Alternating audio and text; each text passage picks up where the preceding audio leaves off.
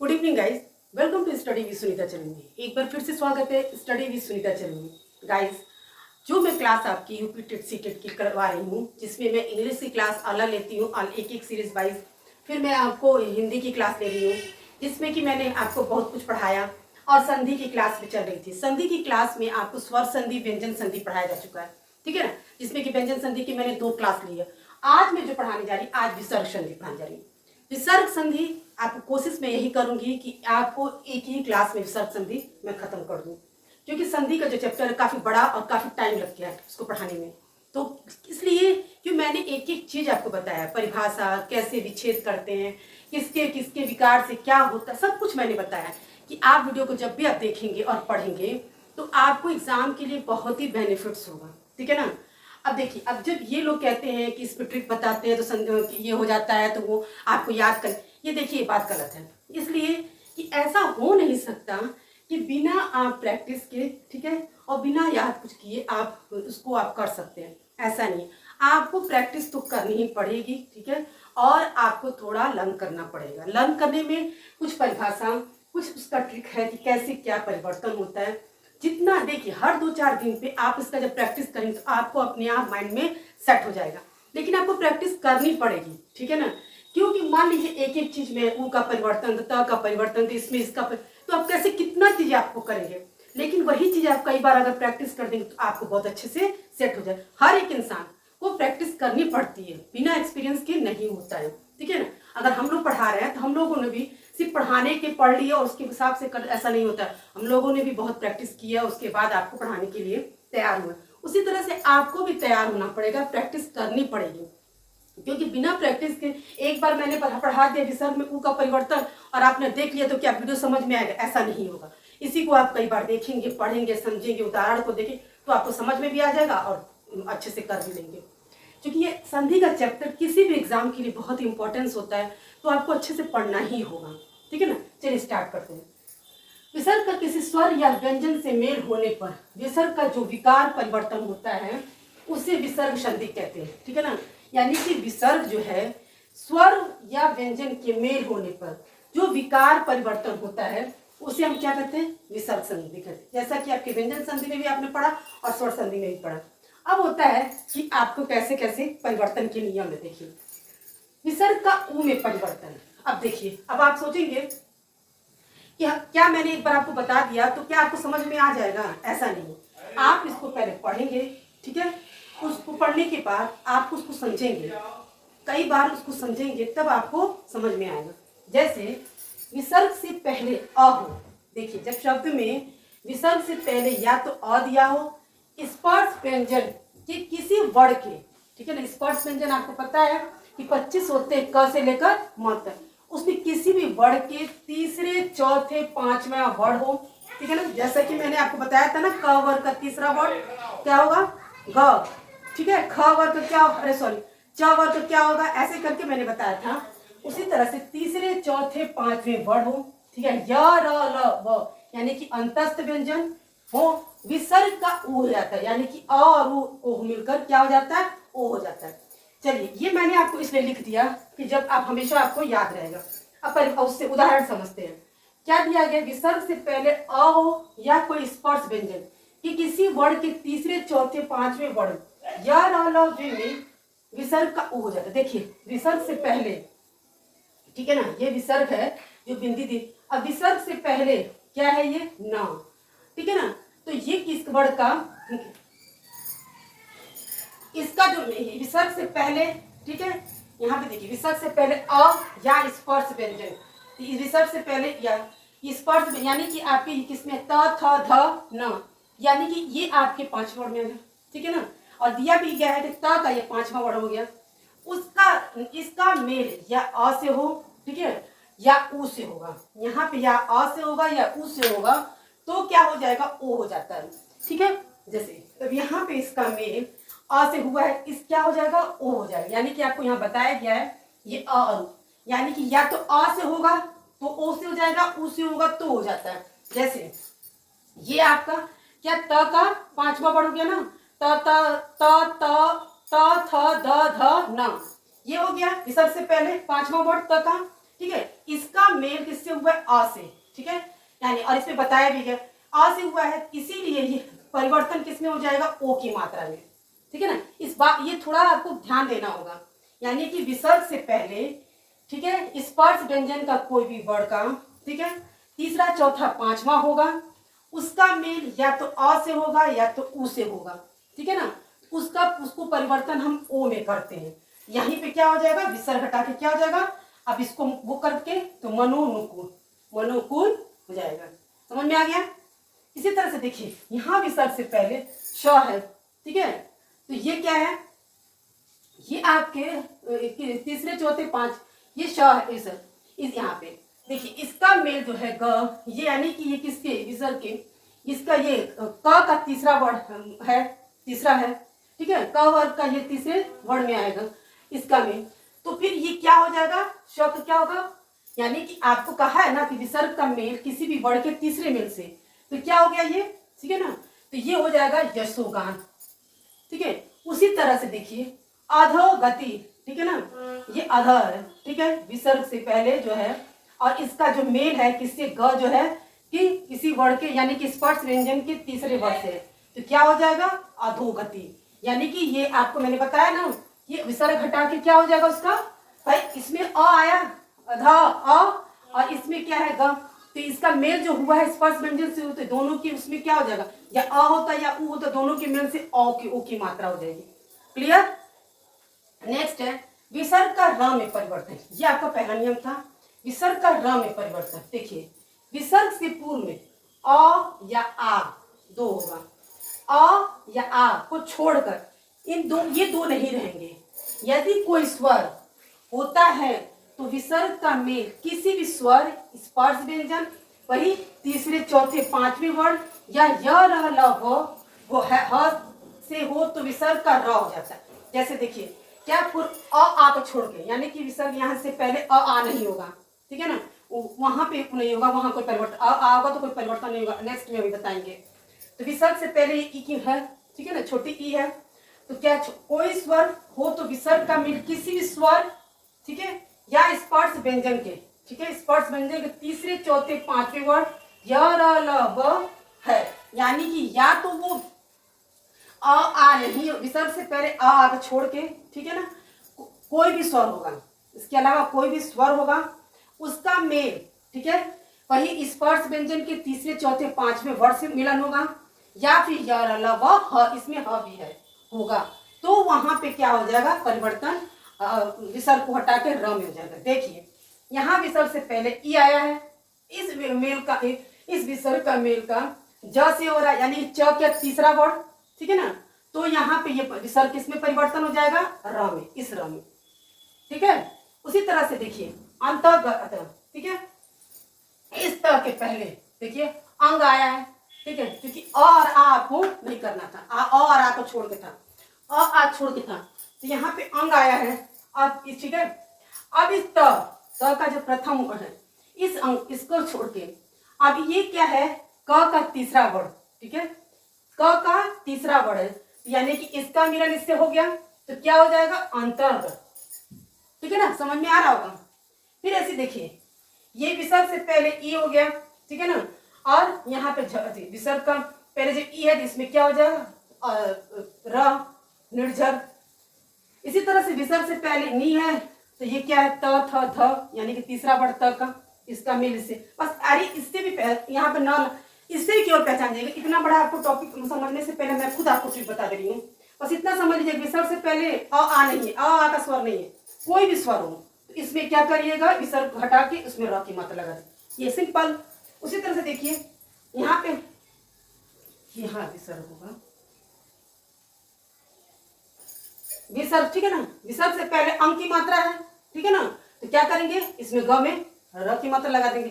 अब इतना इससे से मेल आपको बताया जा रहा है कि इसका इससे मेल होना होगा, लेकिन आप इस तरह से भी समझ लीजिए विसर्ग से पहले अंग है तो ग में र की मात्रा लग जाएगी, भाई विसर्ग घटेगा, ये तो ऐसे ही रहता है, इसी के ऊपर लगेगा। उसी तरह इसमें भी विसर्ग के पहले छोटी ई की मात्रा है तो झ में क्या हो जाएगा? र की मात्रा, विसर्ग घटाएंगे ऐसे। विसर्ग से पहले क्या? नी की मात्रा है, छोटी की मात्रा है, तो क्या करेंगे? विसर्ग घटाएंगे, धन में र की मात्रा लगा देंगे, सिंपल। यानी कि आपको ये समझ में आ गया होगा। एक बार फिर से आपको समझा दें ताकि आपको लंबा प्रोसीजर से नहीं, ऊ का परिवर्तन बता, ठीक है ना। तो विसर्ग से पहले अ या स्पर्श व्यंजन किसी भी, ये तो आपको समझना ही होगा, तीसरा चौथा पांचवा वर्ण या य र ल व में विसर्ग का उ हो जाता है। देखिए ये तरह से समझ लीजिएगा कि विसर्ग से पहले अगर अ होगा या क से लगाए मत, स्पर्श व्यंजन लिखा है इसका मतलब क से मत, उसके बाद य र ल व, ठीक है, होगा तो उस विसर्ग क्या हो जाता है, उ का उ हो जाता है, या तो अ प्लस ओ हो जाता है, ठीक है। जैसे ये विसर्ग के पहले न आया है तो ये किसका स्पर्श व्यंजन त का यह तीसरा वर्ण है, तो ये क्या हो जाएगा अ, ये अ है ना, तो ये अ मिलके देखिए न, ये विसर्ग हटा के और ये जब इसका मेल इससे हुआ तो किस पे ओ की मात्रा हो जाएगी, ठीक है। अगर ओ होता है तो भी ठीक है, या केवल उ होगा तो भी आपका ओ हो जाता है, जैसे मनुकुल। अब यहाँ श है, यहाँ विसर्ग से पहले श दिया है और इसका मिलन क्या है, क का तीसरा वर्ण है, तो विसर्ग हटा के हम क्या करेंगे, यशोगान। आधा गति है, ठीक है ना, तो विसर्ग से पहले क्या दिया है, ठीक है, स्पर्श व्यंजन या र ल व, ठीक है, ध है, त थ ध, ठीक है, तो ये क्या है, त का तीसरा वर्ण यहाँ हो गया और इसका, और ये भी हो गया, तो विसर्ग से पहले है तो इसको क्या करेंगे, इसको ओ की में परिवर्तन कर देंगे। समझ में आ गया, विसर्ग का र में परिवर्तन सिंपल, आ छोड़ के, स्वर में आ छोड़ के, उसके बाद कोई भी स्वर आता है विसर्ग से पहले, इसको आपको क्या करना, विसर्ग हटा के और उसके बाद वाले उसमें व्यंजन में आपको र लगा देना। हो गया, तो ये आपको समझ में आ गया होगा विसर्ग का, कि विसर्ग का उ में परिवर्तन और विसर्ग का र में परिवर्तन। ठीक है, आप प्रैक्टिस कीजिए, आपको बहुत अच्छे से समझ में आ जाएगा।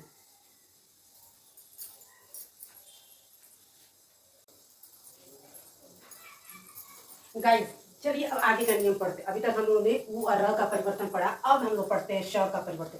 देखिए स में ही कितने परिवर्तन को पढ़ना है, बड़ा स, फिर छोटा स, फिर खटखोर वाला स, 3 स के हमें परिवर्तन पढ़ने हैं, ठीक है ना। तो ये बताइए, अगर आप केवल क्या पढ़ लेंगे तो आपको समझ में आ जाएगा? नहीं, इसको हमको प्रैक्टिस करना पड़ेगा कि नहीं करना पड़ेगा, कि मतलब बड़ा स के परिवर्तन में कौन सा आता है, छोटा स के परिवर्तन में कौन सा आएगा, और खटखोर स के, ठीक है। वही आप 2-4 बार करेंगे तो आपको अभ्यास हो जाएगा, ठीक है। चलिए शब्द का परिवर्तन देखते हैं। विसर्ग से पूर्व यदि कोई स्वर हो तथा विसर्ग का मेल कौन सा वर्ण होना चाहिए, देखिए च छ स, ये याद रखिएगा कि विसर्ग से पूर्व यदि कोई भी स्वर हो लेकिन उसका जो मेल है च छ या स से हो तो विसर्ग, तो क्या किसमें परिवर्तन हो जाता है, बड़ा श में। किसमें, लेकिन हलंत है यानी कि छोटा सा में, मतलब आधा में। जैसे देखिए विसर्ग से पहले बोल रहा है कोई भी स्वर, तो यहाँ विसर्ग से पहले छोटी ई की मात्रा है, ठीक है ना, छोटी ई, लेकिन इसका मेल किससे हो रहा है, च से, या तो च से होगा, या तो छ से होगा, या तो स से होगा। इन तीनों वर्णों में से किसी से भी होगा, च छ स, तो किस में परिवर्तन हो जाएगा, विसर्ग स में। तो यहाँ पे क्या हो जाएगा, निश्चल, यानी कि ये स में हो गया, ठीक है।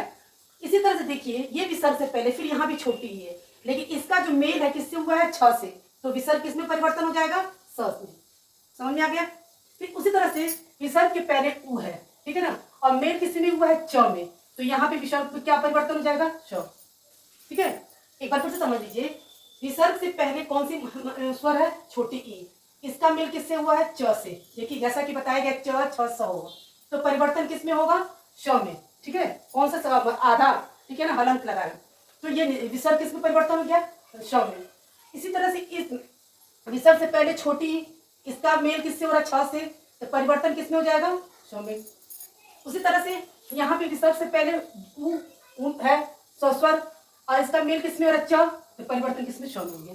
ये वाला थोड़ा आपको इजी है, बस थोड़ा सा ध्यान देना है। इसके पहले वाले उ और र वाले परिवर्तन में थोड़ा पढ़ना पड़ेगा, ज्यादा मतलब थोड़ा ध्यान देना, लेकिन इसमें थोड़ा सा ध्यान देंगे तो आप कर लेंगे। बस 3 ही वर्ड याद रखना, च छ स, ठीक है, ये याद रखना, च छ स, और परिवर्तन किसमें होगा, बड़ा स, लेकिन किसमें हलंत लगा है, इसका मतलब आधा हुआ। फिर विसर्ग का स में परिवर्तन, इसमें क्या होगा, त थ स। अब आपको देखिए विसर्ग का स हो जाएगा, इसमें क्या करना है, लेकिन यही ये बात आपको हमेशा याद रखना, आधा होगा, हलंत लगा हुआ है। इसमें देखिए ये विसर्ग से का मेल जो है किससे होगा, त से। अब इसमें देखिए विसर्ग से पहले से नहीं मतलब है, विसर्ग का मेल, ठीक है, किससे होगा, त हो या थ हो, फिर ठीक है, और स हो, तो यहाँ विसर्ग का मेल किससे त से हुआ, तो ये विसर्ग किसमें परिवर्तन हो जाएगा, आधा श में। यह है देखिए, इसे किसमें हो जाएगा, आधा स में। फिर यहाँ पे देखिए विसर्ग का मेल किससे हुआ है, त से, तो यहाँ पे क्या हो गया, आधा। समझ में आ गया। फिर उसे देखिए विसर्ग का मेल किसमें हो रहा है, स से, यहाँ पे दिया स से। यहाँ तो आपने पढ़ा कि विसर्ग के पहले, यहाँ पे विसर्ग के पहले कोई भी स्वर होगा और उसका मेल च छ स से होगा तो हो जाएगा, ठीक है ना। आप ऐसे भी कर सकते थे, ठीक है, विसर्ग का मेल यहाँ च छ स से होगा तो यहाँ पे क्या हो जाएगा, स, छोटा वाले बड़ा वाले समेत परिवर्तन हो जाएगा। इस तरह भी कर सकते थे, लेकिन मैंने आपको इस तरह से भी बता दिया कि विसर्ग से पहले कोई भी स्वर होगा और उस विसर्ग का मेल च छ स से होगा तो आपका किसमें परिवर्तन हो जाएगा, श में, ठीक है। इसमें क्या है, विसर्ग का मेल त थ स से हो तो किसमें हो जाएगा, स। जैसे देखिए इस विसर्ग का मेल किससे हुआ, त से, तो यहाँ हो गया इस विसर्ग परिवर्तन आधा श में। इस विसर्ग का मेल स से हुआ तो क्या हो जाएगा, विसर्ग के साथ आधा। इसीलिए ये माना जाता है, ये वाला निसंतान मान, लोग इसको न हटा के और इस तरह से लिखते थे, ये गलत होता है, ठीक है। इसी तरह से इस क्या है, विसर्ग का मेल यहाँ त से है तो क्या हो जाएगा, विसर्ग के साथ आधा श। समझ में आ गया। अब विसर्ग का श में परिवर्तन, यानी कि विसर्ग का ये था बड़ा सा में परिवर्तन, यहाँ पे था इस छोटा सा वाले में परिवर्तन, सब में लेकिन आधा है। इस खटकोर श का परिवर्तन, विसर्ग, अब यहाँ पे पूर्व वाली बात है, विसर्ग से पूर्व ई होगा उ हो, ठीक है। विसर्ग का क ख ट ठ प फ हो तो विसर्ग का स हो जाता है। देखिए जैसे आप ये क ख ग, ठीक है ना, घ अंग, ये है सर च छ ज झ इया, ऐसे है ना, इस तरह से स्पष्ट व्यंजन। लेकिन देखिए यानी कि पहला और दूसरा, ठीक है, जिसको अघोष व्यंजन सघोष कहते हैं, यानी कि जो पहला दूसरा जो वर्ग का होगा, ये पहला दूसरा, ठीक है, यह ना क ख, फिर आएगा इसमें ट ठ और प फ, यहाँ च छ नहीं आएगा क्योंकि हमने आपको उदाहरण के तौर पे बताया, लेकिन क ख होगा, ट ठ होगा, फिर प फ होगा तो क्या हो जाएगा, आपका बड़ा खटकोर समय परिवर्तन हो जाएगा। मैंने आपको इसलिए उदाहरण से बताया, कहने का मतलब कि दो जो स्टार्टिंग के जो वर्ग होंगे, ठीक है, जिसको अघोष व्यंजन, उनमें से या तो क होगा या तो ख होगा, ठीक है ना, उसके बाद या तो ट होगा या तो ठ होगा, या प होगा या फ। ये आपको याद कर लीजिएगा कि विसर्ग से पूर्व या तो ई और यू, ठीक है, दो मात्रा ई और उ, या और उसका मेल क ख ट ठ प फ तो विसर्ग का स हो जाता है। जैसे देखिए विसर्ग से पहले छोटी ई की मात्रा आई, मेल किसमें हुआ, क में, तो यहाँ खटकोर स हो गया, विसर्ग किसमें परिवर्तन हो गया, खटकोर स में, या किसी बात बताया गया आपको क्या आधा होगा। उसी तरह देखिए यहाँ विसर्ग से पहले उ है, जबकि ई और उ कहो, और इसका मिलन किससे हुआ, ट से, आपको बताया गया ट से, तो क्या हो जाएगा, विसर्ग किसमें हो जाएगा, खटकोर स में। मैं एक एक चीज आपको इसीलिए देखिए, लोग बताते हैं बस ये हो गया वो हो गया, लेकिन मैं आपको पहले भी करके बता रही हूँ और मिलन भी करके बता रही कैसे इसके मेल से। अब जैसे देखिए विसर्ग से पहले छोटी ई आई, यहाँ छोटी, इसका मेल किससे हुआ, प, आपको बताया गया प फ हो, तो किसमें परिवर्तन जाएगा, श में। समझ में आ गया। अब विसर्ग का लोप, अब कहाँ विसर्ग, देखिए इसके पहले आपने आ वाला जो पढ़ा था, अब कहाँ लोप हो जाता है, ठीक है, ये देखना है। यदि विसर्ग से पूर्व अ या आ हो, दो व्यंजन, ह्रस्व स्वर का अ और दीर्घ स्वर का आ, यानी कि अ और आ हो, तो विसर्ग का मेल किसी भी भिन्न स्वर से हो, मतलब देखिए विसर्ग से पहले या तो आ होगा या तो अ होगा या तो आ होगा, उसका मेल, इसका मेल, विसर्ग का मेल किसी भी स्वर से होगा तो वहां विसर्ग हट जाएगा। सीधा साधा देखिए, जैसे ये विसर्ग से पहले अ है, ठीक है ना, इसका मिलन किस ए स्वर से हो रहा है, तो यहाँ आपको क्या करना है, विसर्ग हटा के कहते हैं लिखना है, ठीक है। एक बार मैं फिर से रिवीजन करा दे रही हूँ क्योंकि कितना इंपॉर्टेंट क्लास है ये आपका। श में परिवर्तन, आपको क्या करना है, बस ये याद रखिएगा कि यदि विसर्ग से पूर्व कोई भी स्वर हो, ठीक है, कोई, यहाँ कोई भी स्वर की बात हुई, छोटी बड़ी जो भी स्वर हो, उसका विसर्ग जो का मेल, अगर बस याद रखना, च से हो, छ से हो, स से हो, तो किसमें परिवर्तन हो जाएगा, इस स में, यानी कि आधा स में, बड़ा वाले श की जो आधा यानी हलंत लगा हुआ। तो कैसे देखिए, अब इस विसर्ग से पहले छोटी है, इसका मेल जो च से हुआ, च छ स, तो किसमें हो जाएगा, आधा स। इस विसर्ग का मेल छ से हुआ है तो आधा स हो गया, इस विसर्ग का मेल च से हुआ तो आधा श हो गया। कितना इजी से मैं बता दी आपको, अच्छे से आपको समझ में भी आ जा रहा होगा। फिर इसमें क्या है, विसर्ग से स में परिवर्तन, तो त थ स से हो तो विसर्ग का स हो जाता है। देखिए अब क्या है, ये विसर्ग का मेल त से हुआ तो स में परिवर्तन आ जाएगा, ठीक है। इस विसर्ग का मेल त से हुआ तो स में परिवर्तन हो गया, इस विसर्ग का मेल स से हुआ तो ये परिवर्तन हो गया। समझ में आ गया। विसर्ग का स में फिर यहाँ देखिए विसर्ग से बस ये दो वर्ड याद रखिएगा, ये दो स्वर ई और उ होता है तो विसर्ग का अघोष व्यंजन देखिए क ख त ठ और प फ हो तो विसर्ग का श में हो जाता है। जैसे अब यहाँ भी इस विसर्ग का मेल क से है क्या हो जाएगा निष्कलंक। यहाँ से देखिए इस विसर्ग का मेल ट से है दिया गया है तो धनुष्टांकार। इस विसर्ग का मेल प से है तो निष्पाप।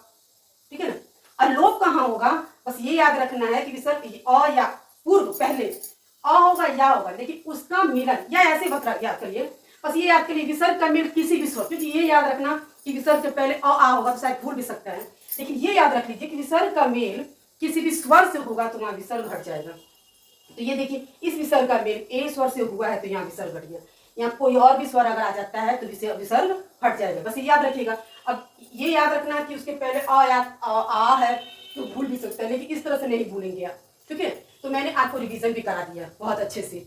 ठीक है। तो आपको अगर कुछ भी इसमें से समझ में आता है तो प्लीज़ मेरे चैनल को लाइक करिए, शेयर करिए, सब्सक्राइब करिए। अगर कोई भी चीज़ कोई भी टॉपिक आपको पसंद आता है तो प्लीज़ मेरे चैनल को सब्सक्राइब करिए।